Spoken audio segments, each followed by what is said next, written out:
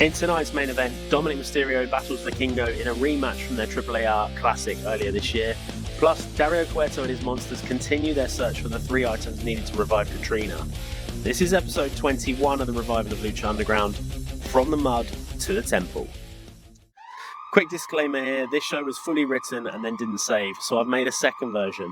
This normally means that it's better than the first attempt, but somehow this one just seemed to come out a little bit worse than the original, so bear with me. Joaquin Wilde and Cruz del Toro won their match last week, and they took their seats in the front row here tonight, with lots to cast their eye on coming up.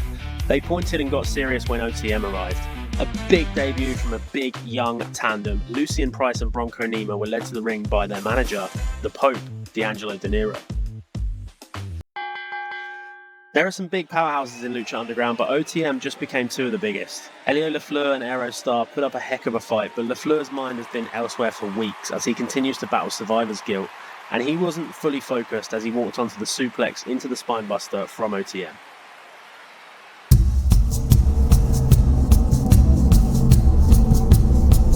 We immediately cut to El Jefe's office after the match, and Samoa Joe swiped some boxes and paper off of his desk and paced the room, telling Undertaker that he wants Rey Fénix tonight or their little deal is off, and he can handle Dario Cueto's monsters on his own. Undertaker said Fénix is not here for his own safety, as he's made a lot of enemies after taking out Dragon Lee, his own brother Penta, and then costing Joe his title shot last week. But Joe got in his face and did something that nobody has ever done. He intimidated The Undertaker and told him to make the match for next week. Undertaker said that as long as Joe keeps up his end of the deal and stops Matanza and Mil Muertes, he can have Fénix in 7 days, to which Joe replied, "Fine," and then stormed off.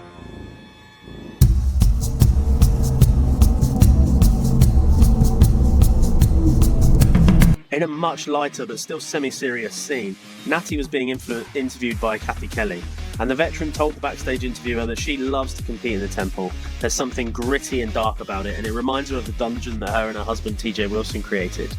She said that she came back to Lucha Underground to find a gritty and dark protege, or 2, that she and TJ can take under their wings and help continue the great work of the Hart family. El Grande Americano doesn't always take his matches seriously, but he got serious fast tonight when the puppet master Dr. Wagner began to take control with his physical and technical style.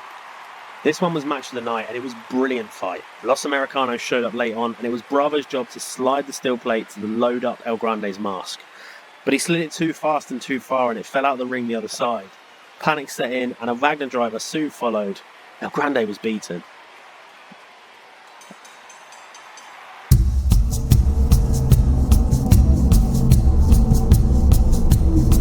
A great scene next that the fans loved. Dominik Mysterio was consoling a distraught Rey Mysterio, who blames himself for putting Dragon Lee in harm's way, and it ended with Rey Fénix taking Dragon Lee out.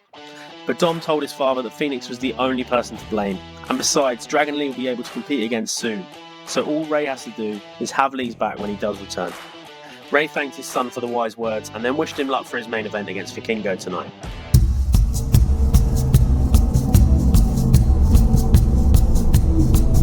Dario Cueto, Mil Muertes and Matanza visited the cartel again, and this time he directed Mil and Santos to head off to locate the Gauntlet of the Gods, the second piece of the puzzle to reviving Catrina. As they were heading through the door, Cueto told Santos that he used to be a king who wore the power of the gods on his arm, but if he gets any ideas while he's away, Matanza will make sure Tony D'Angelo and Angel Garza don't live up to the potential they have. Santos smirked but looked worried, and Dario asked if Santos fears the revival of Catrina. He responded that he only fears what follows a revival.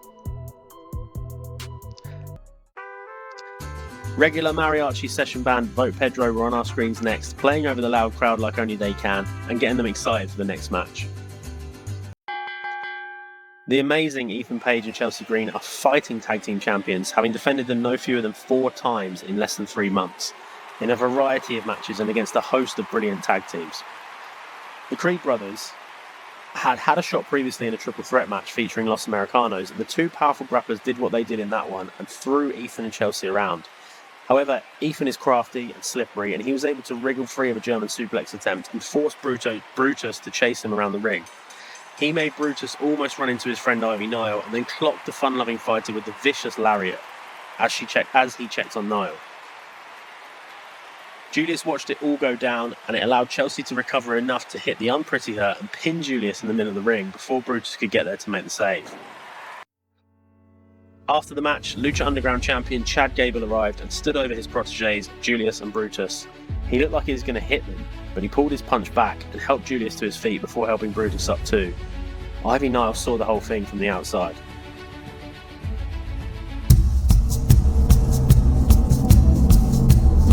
In a scene that was eerily similar to the last one, El Grande Americano stood over Bravo and Rayo as they sat and hung their heads after Bravo's role in El Grande's defeat earlier tonight.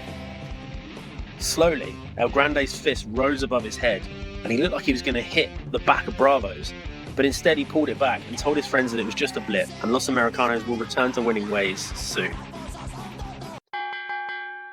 After a great encounter between these two in AAAR earlier in the year, Dominik Mysterio suffered a shoulder injury that would keep him out of action for months.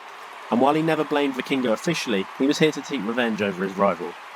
Vikingo is not the type of person to just lay down and take something like that though, and he fought back brilliantly and ended up controlling the middle portion of the match. As Dom scratched and clawed and tried to get the fans into it to help him, they came alive during his comeback, and he has an aura about him. It's really hard to explain. The crowd just begged for him to win this one, and win it he did. He dropped Vikingo with a drop toe hold, and he laid sprawled across the middle rope, leaving him open for Dom's 619 and a frog splash for good measure. Right after the match, Lola Vice and Mike Santana headed to the ring together, and they were talking trash to Vikingo, who tied Vice's hair to the ropes a couple of weeks ago. It was time for him to take his medicine, but he begged and pleaded with them for mercy as Dominik Mysterio looked on and smiled. As the pair of Caribbean stars closed in, Dom made his exit and left them to it. He eventually turned his back on them, and Vikingo saw his chance. He sprung to his feet, kicked out Santana's knee, and then slapped Dom on the back of his head before Lola Vice took the high fly down and mounted him with some ground and pound. Santana got stuck in too, and then Dom climbed back into the ring. He pulled Santana back but took an elbow to the face for good measure. Santana didn't mean to do it, but Dom got hurt in the chaos of the fight. Santana showed no remorse whatsoever though, as referees and officials broke things up. So, quick question, let me know in the comments.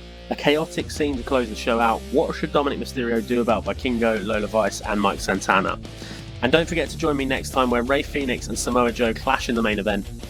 Rey Mysterio and Dragunov team up once again, and Santos Escobar and Mil Muertes knock on a familiar door. Thanks for watching. Now make sure to like, comment, and subscribe for free so you don't miss an episode. It'd be great to hear from you.